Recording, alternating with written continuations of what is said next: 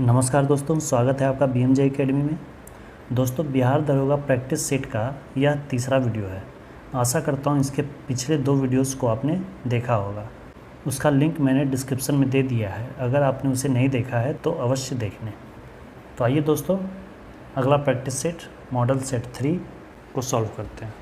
पहला प्रश्न है, महिला प्रीमियर लीग WPL के पहले संस्करण के दौरान कुल कितने मैच खेले गए?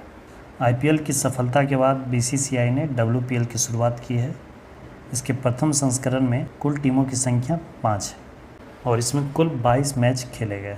प्रथम संस्करण के विजेता टीम रही मुंबई इंडियंस। फरवरी 2023 में निम्न में से किन राज्यों में विधानसभा चुनाव नहीं कराए गए? पूछा जा रहा है नहीं करवाए गए। तो त्रिपुरा, मेघालय, नागालैंड में चुनाव करवाए गए थे। मणिपुर में अभी चुनाव नहीं करवाया गया। बिहार सरकार द्वारा प्रतिवर्ष शहीद दिवस किस तिथि को मनाए जाने की घोषणा की गई है? यह 15 फरवरी को मनाए जाने की घोषणा की गई है। भारत का कौन सा राज्य मसाला उत्पादन में अग्रणी है? मसाला उत्पादन में अग्रणी राज्य मध्य प्रदेश है। पृथ्वी की निगरानी हेतु नासा इसरो द्वारा संयुक्त रूप से निसार प्रोजेक्ट का प्रक्षेपण कब तक किया जाएगा? इसका प्लान है 2024 तक इसे प्रक्षेपण कर दिया जाएगा। निसार का फुल फॉर्म हुआ NASA ISRO aperture radar. Shri अन्न सम्मेलन वैश्विक मिलेट्स का आयोजन कहाँ किया गया है? इसका आयोजन किया गया है नई दिल्ली में और इसका उद्घाटन किया है प्रधानमंत्री नरेंद्र मोदी ने। हाल के दिनों में चर्चा में रहा मथुआ महामेला का आयोजन किस राज्य में किया गया? यानी मथुआ महामेला कहाँ मनाया जाता है? ये पश्चिम बंगाल में मनाया जाता है। 17वें प्रवासी दिवस के दौरान लगभग कितने देशों के प्रवासी प्रतिनिधियों ने भाग लिया? इसमें कुल 70 देशों के लगभग 3500 लगभग 3500 लोगों ने भाग लिया। 17वें प्रवासी दिवस का आयोजन किया गया था मध्य प्रदेश के इंदौर में और इसके मुख्य अतिथि थे गुयाना के राष्ट्रपति मोहम्मद इरफान अली। गोल्डन ग्लोब पुरस्कार 2023 के अंतर्गत सर्वश्रेष्ठ गीत का अवार्ड किसे दिया गया है? ये पुरस्कार दिया गया है मूवी RRR के नाटू नाटू, हिंदी रूपांतरण जिसका नाचो नाचो है, उस गाने को। मिस यूनिवर्स 2022 का आयोजन कहाँ किया गया? इसका आयोजन किया गया है अमेरिका में और इसकी विजेता थी R. बोनी गैब्रियल। हाल ही में किसे विश्व के सबसे ऊंचे युद्ध क्षेत्र सियाचिन की कुमार पोस्ट पर तैनात किया गया है? ये किया गया है शिवा चौहान को। इंडोनेशिया मास्टर्स बैडमिंटन का पुरुष एकल का खिताब किसने जीता है? ये जीता है जोनाथन क्रिस्टी ने। अंतर्राष्ट्रीय महिला दिवस 2023 का विषय क्या था? अंतर्राष्ट्रीय महिला दिवस 8 मार्च को मनाया जाता है और इस बार की इसकी थीम थी digital innovation and technology for gender equality. Statue of belief किसकी प्रतिमा है? ये प्रतिमा है भगवान शिव की। यह प्रतिमा राजस्थान के नाथद्वारा में बनाई गई है और इसकी ऊंचाई कुल 112 मीटर है। क्वाड शिखर सम्मेलन 2023 का आयोजन कहाँ किया जाएगा? इसका आयोजन किया जाएगा ऑस्ट्रेलिया में। क्वाड में यही 4 देश हैं, जापान, अमेरिका, ऑस्ट्रेलिया और भारत। और इसका पिछला 2022 का जो सम्मेलन हुआ था वो जापान में किया गया था। किस शहर को सर्वश्रेष्ठ हेरिटेज सिटी का पुरस्कार दिया गया है? यह पुरस्कार दिया गया है गुजरात के अहमदाबाद को। एयर इंडिया ने किसके साथ अपने विलय को मंजूरी दी है? इसने विस्तारा के साथ विलय के लिए एग्रीमेंट कर लिया है। अंडर 19 वर्ल्ड कप की मेज़बानी 2024 में किस देश द्वारा की जाएगी? ये श्रीलंका द्वारा की जाएगी। वर्ल्ड हैप्पीनेस रिपोर्ट 2023 में भारत का स्थान कौन सा है? भारत का स्थान है 126वां। पिछले वर्ष की रिपोर्ट 2022 में भारत का स्थान 136वां था और 2023 में इसका स्थान 126वां आया है। कुल 146 देशों का सर्वे किया गया। 32वें व्यास सम्मान 2023 से किसे सम्मानित किया गया है? 32वां व्यास सम्मान दिया गया है ज्ञान चतुर्वेदी को। उनका एक उपन्यास पागल खाना के लिए उन्हें यह पुरस्कार दिया गया। पाक जलडमरू मध्य को तेज़ी से तैरकर पार करने वाले पहले भारतीय कौन बने हैं? ये बने हैं संपन्ना रमेश शेलार। राष्ट्रपति द्रौपदी मुर्मू द्वारा किसे प्रेसिडेंट्स कलर अवार्ड प्रदान किया गया है? यह प्रदान किया गया है INS द्रोणाचार्य को। भारत की पहली व्यावहारिक प्रयोगशाला स्थापित की गई है कहाँ?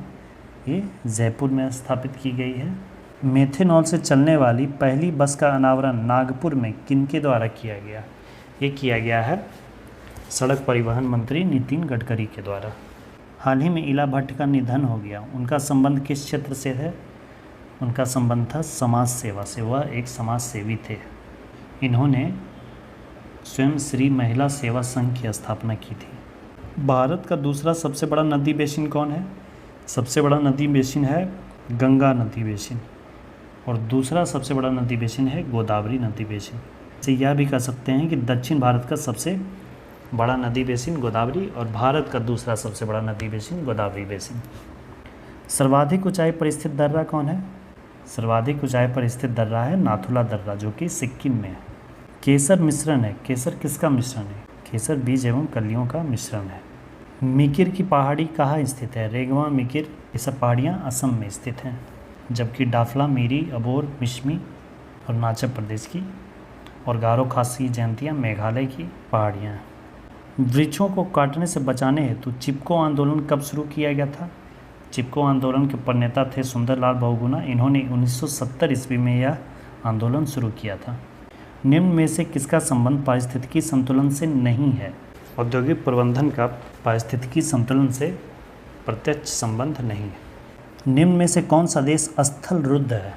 इसमें यूक्रेन देखिए, काला सागर के साथ सीमा बनाता है, ये स्थल रुद्ध नहीं है। रोमानिया, ये भी काला सागर के साथ सीमा बनाता है, ये भी नहीं है। हंगरी पूरी तरह से स्थल रुद्ध देश है, तो इसका उत्तर हंगरी हो जाएगा। इसकी राजधानी है बुडापेस्ट। वनस्पति जलवायु का सही सूचक है, यह कथन किसका है? यह कथन है थॉर्नवेट का। ये एक अमेरिकी पर्यावरणविद थे। इन्होंने वर्षा और प्राकृतिक वनस्पति के आधार पर जलवायु का वर्गीकरण किया था। भारत में अप्रत्यक्ष निर्वाचन की प्रथा किस वर्ष में आरंभ की गई थी? ये आरंभ किया गया था 1892 ईस्वी में। 1892 का भारत परिषद अधिनियम के द्वारा अप्रत्यक्ष निर्वाचन का प्रावधान किया गया था। निम्न में से कौन सी घटना सबसे पहले घटित हुई? इलाहाबाद की संधि, ये हुई थी 1765 ईस्वी में। तृतीय मैसूर युद्ध, तृतीय आंग्ल मैसूर युद्ध हुआ था 1790-91 में। प्रथम आंग्ल मराठा युद्ध, ये हुआ था 1775 ईस्वी में।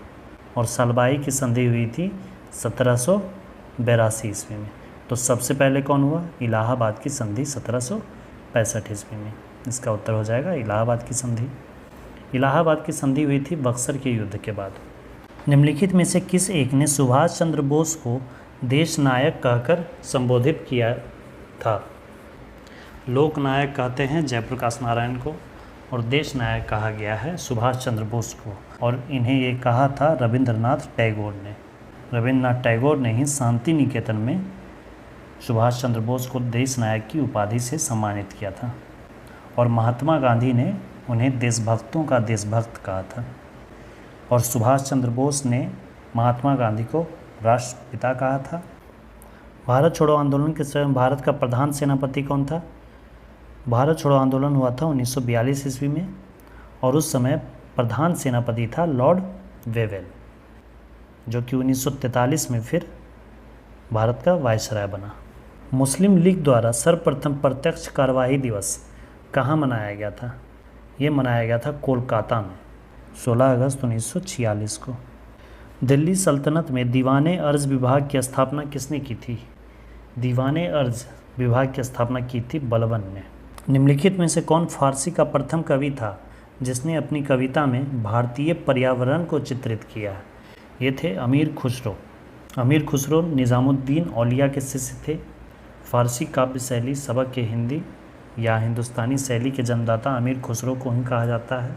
निम्नलिखित में से कौन सही सुमेलित है? चंदावर का युद्ध हुआ था 1194 में, सही है। तैमूर का आक्रमण हुआ था 1398 में, ये भी सही है। और तालीकोटा का युद्ध, जिसे राक्षसी तगड़ी का युद्ध कहते हैं, ये हुआ था 1565 ईस्वी में। ये तीनों ही सही है, इनमें से सभी। जौनपुर की स्थापना किस शासक द्वारा की गई? जौनपुर की स्थापना फिरोज शाह तुगलक ने की थी अपने भाई जौना खां की याद में। भारत में मानव का सर्वप्रथम साक्ष्य कहाँ मिलता है? ये मिलता है नर्मदा घाटी में। भीमबेटका की गुफाएं नर्मदा घाटी में ही हैं, जहाँ से गुफा चित्रकारी के साक्ष्य मिले हैं।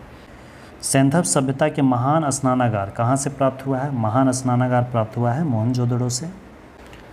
सैंधव सभ्यता का सबसे विशाल स्थल भी मोहनजोदड़ो है, यहीं से बृहत स्नानागार प्राप्त हुआ है। और मोहनजोदड़ो का सबसे विशाल भवन यहाँ का अन्नागार है। दोस्तों, मैंने इन सब टॉपिक्स को अपने एंशिएंट हिस्ट्री के वीडियोस में मैंने इन सब टॉपिक्स को बताया है। आप एक बार चैनल के प्लेलिस्ट को ज़रूर चेक करें, उसमें आपके परीक्षा के लिए बहुत सारे वीडियोस आपको मिलेंगे। इसलिए दोस्तों प्लीज़ एक बार चैनल के प्लेलिस्ट को ज़रूर चेक करें। जो भी वीडियोस हैं उन्हें एक बार अवश्य देखें, आपको अवश्य ही लाभ मिलेगा। किस शासक द्वारा सर्वप्रथम पाटलिपुत्रा का राजधानी के रूप में चयन किया गया? पाटलिपुत्रा को पहली बार राजधानी बनाई थी किसने? उदयन ने। उदयन अजातशत्रु का पुत्र था। भारतीय संविधान को संविधान सभा द्वारा अंगीकृत कब किया गया? अंगीकृत कर लिया गया था 26 नवंबर 1949 ईस्वी को, इसीलिए 26 नवंबर को संविधान दिवस मनाया जाता है। निम्नलिखित में कौन सा विषय समवर्ती सूची का? समवर्ती सूची का अर्थ हुआ कि जिस पर राज्य सरकार भी कानून बना सकती है और उस केंद्र सरकार भी कानून बना सकती है। पुलिस पे सिर्फ राज्य सरकार कानून बनाती है। लोक स्वास्थ्य एवं स्वच्छता राज्य सरकार कानून बनाती है। जनसंख्या नियंत्रण एवं परिवार नियोजन, इस पर केंद्र सरकार और राज्य सरकार दोनों कानून बना सकते हैं, इसलिए यह समवर्ती सूची में आ जाएगा। भारतीय संविधान का कौन सा भाग संविधान की आत्मा कहलाता है? प्रस्तावना को संविधान की आत्मा कहा जाता है, प्रस्तावना को ही उद्देशिका कहते हैं। भारतीय संविधान का कौन सा अनुच्छेद केंद्रीय सतर्कता आयोग CVC सेंट्रल विजिलेंस कमेटी का वर्णन करता है? CVC का गठन 1964 में संथानम समिति के सिफारिश पर किया गया था। भारतीय संसद की सबसे बड़ी समिति कौन सी है? सबसे बड़ी समिति होती है प्राक्कलन समिति। इसमें कुल सदस्यों की संख्या 30 होती है, जो कि लोकसभा के सदस्य होते हैं और इनका कार्यकाल 1 वर्ष का होता है। प्रत्येक राज्य में लोकसभा तथा विधानसभा के सीटों का निर्धारण परिसीमन आयोग द्वारा किया जाता है। इस परिसीमन आयोग में कब तक हस्तक्षेप नहीं किया जाएगा? ये हस्तक्षेप नहीं किया जाएगा 2026 तक के लिए, और ये किया गया था 84वें संविधान संशोधन अधिनियम 2001 के द्वारा। संविधान के अंतर्गत उच्चतम न्यायालय से विधि के प्रश्न पर राय लेने का अधिकार किसे है? राय लेने का अधिकार किसके पास है? ये अधिकार है राष्ट्रपति के पास। भारत के राष्ट्रपति अगर चाहें तो अनुच्छेद 143 के तहत किसी विषय पर वो उच्चतम न्यायालय से, सुप्रीम कोर्ट से वो सलाह ले सकते हैं। सलाह लेने का उनके पास अधिकार है, और सुप्रीम कोर्ट जो सलाह देती है उस सलाह को राष्ट्रपति माने या ना माने, इसके लिए वो बाध्य नहीं है। राज्य सरकार का कार्यकारी अध्यक्ष संवैधानिक प्रमुख कौन है? राज्य सरकार का कार्यकारी अध्यक्ष या संवैधानिक प्रमुख कहा जाता है राज्यपाल को। जिस तरह से केंद्र सरकार का संवैधानिक प्रमुख राष्ट्रपति होता है, उसी तरह से राज्य सरकार का संवैधानिक प्रमुख राज्यपाल होता है, लेकिन वास्तविक प्रमुख प्रधानमंत्री और मुख्यमंत्री होते हैं। सतत विकास के लिए आवश्यक जैविक विविधता का संरक्षण ये आवश्यक है। प्रदूषण पर नियंत्रण ये भी आवश्यक है। निर्धनता को घटाना ये भी आवश्यक है, यानी उपयुक्त सभी। वर्षा की मात्रा निर्भर करती है किस पर? वर्षा की मात्रा निर्भर करती है वायुमंडल में नमी पर। नगरीकरण एवं औद्योगिकरण हानिकारक है किसके लिए? संतुलन विकास के लिए, इसके लिए हानिकारक है। पर्यावरण एवं पारिस्थितिकी के लिए हानिकारक है। जैव विविधता के संरक्षण के लिए हानिकारक है। उपयुक्त सभी के लिए हानिकारक है। साइलेंट वैली परियोजना निम्नलिखित में से किस राज्य से संबंधित है? साइलेंट वैली परियोजना संबंधित है केरल राज्य से। भारत में सबसे अधिक जैव विविधता संपन्न क्षेत्र है, ये पश्चिमी घाट है। साइलेंट वैली इसी पश्चिमी घाट में ही स्थित है। इलेक्ट्रा गोल्ड कप किस खेल से संबंधित है? यह टेबल टेनिस से संबंधित कप है। निम्नलिखित में से कौन सा देश सार्क का सदस्य नहीं है? पूछा जा रहा है, सार्क का सदस्य नहीं है। अफगानिस्तान है, श्रीलंका है, बांग्लादेश है, म्यांमार नहीं है। सार्क में कुल 8 सदस्य देश हैं, जिसमें कि भारत, पाकिस्तान, बांग्लादेश, नेपाल, भूटान, श्रीलंका, मालदीव और अफगानिस्तान शामिल हैं। भारत के कुल 9 पड़ोसी देश हैं, जिसमें कि 2 सदस्य शामिल नहीं हैं, म्यांमार और चीन। बाकी के सभी 7 सदस्य और भारत खुद कुल 8 सदस्य सार्क में हैं। वह रेखा जो धूप के समान अवधि वाले स्थानों को मिलाते हुए खींचा जाता है, उसे क्या कहते हैं? उसे कहते हैं आइसोहेल। इनमें से कौन सा लोक नृत्य छत्तीसगढ़ राज्य का है? पनवानी, नवरानी, डागला। अंतर्राष्ट्रीय खेल दिवस कब मनाया जाता है? ये मनाया जाता है 6 अप्रैल को। और राष्ट्रीय खेल दिवस मनाया जाता है 29 अगस्त को, मेजर ध्यानचंद जी की जयंती पर। संगीत नाटक अकेडमी की स्थापना कब हुई थी? इसकी स्थापना हुई थी 1953 में। असम राइफल्स का मुख्यालय कहाँ स्थित है? इसका मुख्यालय शिलांग में है। एम्पियर सेकेंड निम्नलिखित में से किसकी इकाई है? ये आवेश की इकाई है। Q इक्वल टू होता है I/T, धारा एम्पियर, और T का मतलब समय सेकेंड, तो एम्पियर सेकेंड। आवेश इक्वल टू एम्पियर सेकेंड। मानव शरीर के कौन से 2 मुख्य अंगों में काफ़ी मात्रा में चुंबकीय क्षेत्र उत्पन्न होता है? चुंबकीय क्षेत्र उत्पन्न होता है हृदय और मस्तिष्क में। प्रत्यावर्ती धारा का आविष्कार किस वैज्ञानिक द्वारा किया गया था? ये किया गया था निकोला टेस्ला के द्वारा।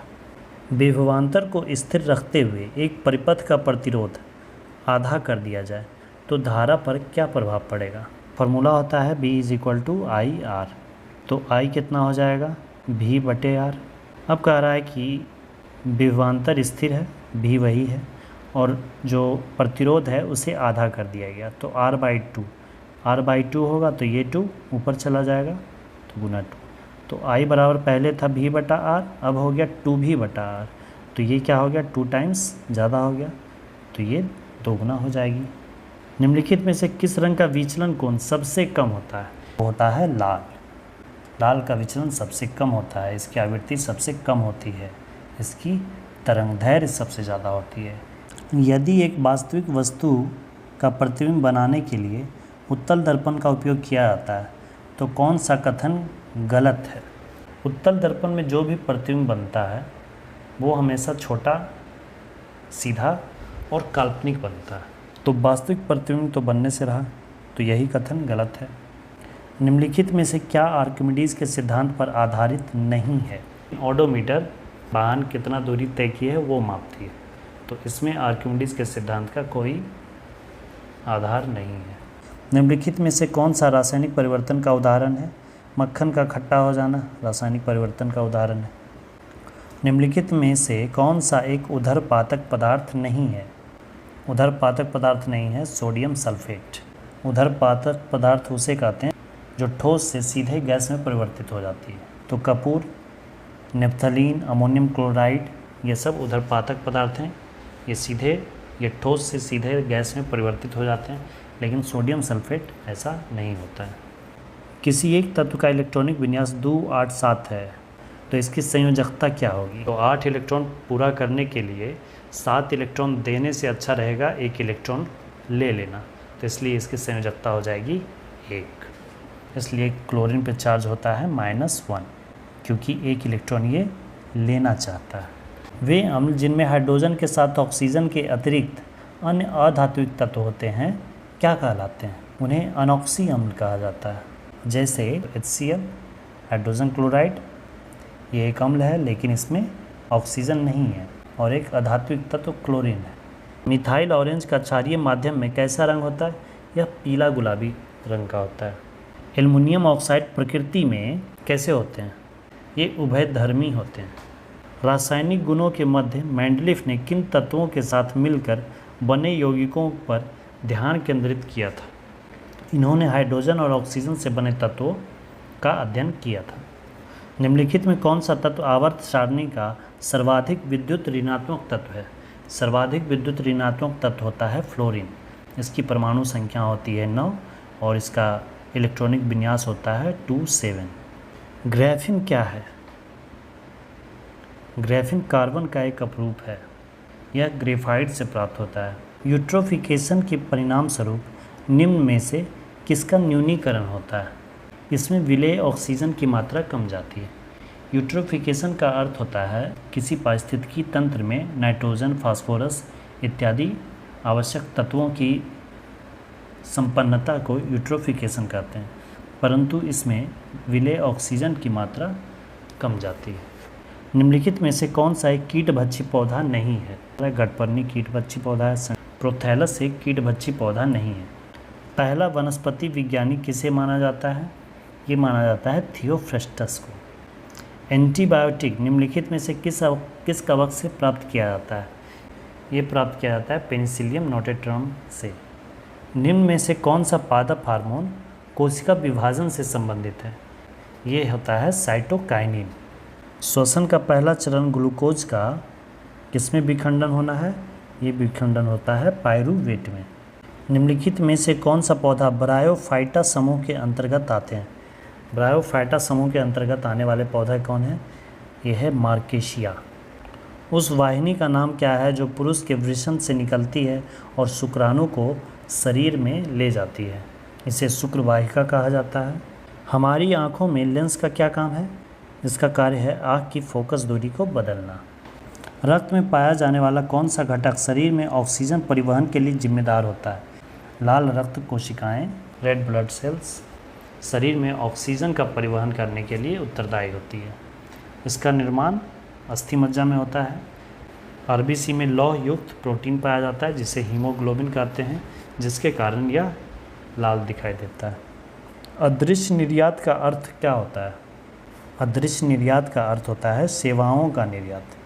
छठी पंचवर्षीय योजना के दौरान निम्नलिखित में से कौन सा कार्यक्रम शुरू किया गया था? एकीकृत ग्रामीण विकास कार्यक्रम शुरू किया गया था। प्रच्छन्न बेरोजगारी का सामान्यतः क्या अर्थ होता है? प्रच्छन्न बेरोजगारी का अर्थ होता है श्रमिक की सीमांत उत्पादकता शून्य। जैसे मान लीजिए कोई खेत है, इसमें काम करने के लिए 4 लोग काफ़ी हैं, लेकिन इसी काम को 6 लोग कर रहे हैं, जबकि 4 लोग से भी काम ये हो सकता है, लेकिन फिर भी जितनी उत्पादकता है, उत्पादकता में कोई फ़र्क नहीं पड़ता है, उत्पादन उतना ही होता है। तो इसमें जो 2 व्यक्ति हैं वो प्रच्छन्न बेरोजगारी का उदाहरण है, यानी कि सीमांत उत्पादकता जो है वो शून्य है। अगर ये दोनों काम नहीं भी करते तब भी उत्पादकता उतनी ही होती, तब भी फसल उतनी ही होती, तब भी प्रोडक्ट उतना ही होता। तो इसे ही कहते हैं प्रच्छन्न बेरोजगारी या छिपी हुई बेरोजगारी। राष्ट्रीय आय समिति का गठन किस वर्ष किया गया था? इसका गठन किया गया था 1949 ईस्वी में, और इस समिति के सबसे पहले अध्यक्ष थे प्रशांत चंद्र महालनोबिस। अब आगे के 5 प्रश्न गणित से हैं, आइए इन्हें देखते हैं। ममता के पास 100 रुपये तथा 50 रुपये के कुल 85 नोट हैं, जिनका कुल मूल्य 5000 रुपये है। तो इनमें से 50 रुपये के नोटों की संख्या कितनी है? मान लेते हैं 50 रुपये के नोटों की संख्या यक्स। तो 100 रुपये के जो नोट हैं उसकी संख्या कितनी हो जाएगी? तो 85 में से 50 के नोटों की संख्या को अगर घटा देंगे तो बाकी जो बचेगी वो 100 रुपये के नोट होंगे, मतलब 85 माइनस यक्स। अब इसका कुल वैल्यू को हम ज्ञात करते हैं। 50 रुपये के यक्स नोट हैं तो कुल वैल्यू कितना हो जाएगा? 50 यक्स प्लस 100 रुपये के कुल 85 माइनस यक्स नोट हैं तो 85 माइनस यक्स और गुना 100, ये कुल वैल्यू हो जाएगा इसका, और इसके बराबर हो जाएगा टोटल कितना वैल्यू है इसके पास? 5000 रुपये। अब इसे हम सॉल्व करेंगे। ये माइनस माइनस कैंसिल हो गया, ये 0 से ये 0 कैंसिल हो गया, और ये 5 सतह 35 कट गया। x बराबर कितना आ गया? 70, यानी कि 50 रुपये के कुल 70 नोट उसके पास होंगे। तो इसका उत्तर 70 हो जाएगा। इसका सरलतम मान कितना होगा? ये दिया हुआ है, इसे हम ऐसे कर सकते हैं। 8 को अगर हम ऐसे लिख सकते हैं 5 + 3 + 2 √5 × 3, 5 3 8 और 5 3 15। अब इसे हम ऐसे भी लिख सकते हैं 5 को √5 का होल स्क्वायर प्लस 3 को √3 का होल स्क्वायर और प्लस 2। अब इन दोनों को अलग अलग √5 और √3 अलग अलग लिख दिया इसे। अब देखिए एक फार्मूला यहाँ बन रहा है a² + b² + 2ab। तो इसे ये लिख सकते हैं a + b का होल स्क्वायर, ये होल स्क्वायर हो गया, और जो रूट है वो तो रहेगा ही। अब देखिए रूट है फिर इसका स्क्वायर है, तो अब रूट से स्क्वायर क्या हो जाएगा? कैंसिल हो जाएगा। तो बचेगा क्या? √5 + √3। तो √5 + √3 आंसर हो जाएगा इसका। किसी वस्तु को 996 रुपये में बेचने से प्राप्त लाभ उस वस्तु को 894 रुपये में बेचने से हुई हानि के बराबर है। तो उस वस्तु का क्रय मूल्य कितना है? मान लिया क्रय मूल्य x रुपये, लाभ कितना हुआ? विक्रय मूल्य माइनस क्रय मूल्य। अगर 894 रुपये में बेचा जाए तो हानि हो गया, हानि कितना हुआ? माइनस 894 हो गया। दोनों क्या है? बराबर है, जितना लाभ हुआ है उतना ही हानि होता है। तो ये दोनों बराबर हो जाएगा। 996 minus x is equal to x minus 894, यानी कि क्रय मूल्य आ गया 945 रुपया। तो क्रय मूल्य आ गया 945 रुपया। प्रभा ने 32,000 रुपये का निवेश करके एक व्यापार आरंभ किया। 5 माह बाद 22,000 रुपये पूंजी लगाकर अमित साझेदार बन गया।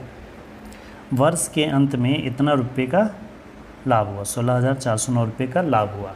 तो प्रभा को उसमें से कितना रुपया मिलेगा? अब देखिए, इसमें सबसे पहले हम ज्ञात करते हैं कि इनकी पूंजी का अनुपात कितना है।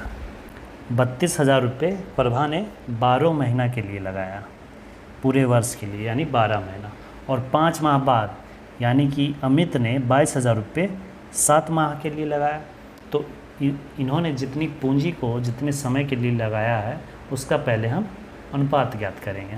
प्रभा ने 32,000 रुपये लगाया 12 महीनों के लिए और अमित ने 22,000 रुपये लगाया 7 महीना के लिए। 16 गुने 12 कितना हो जाएगा? 160 और 32 192 77।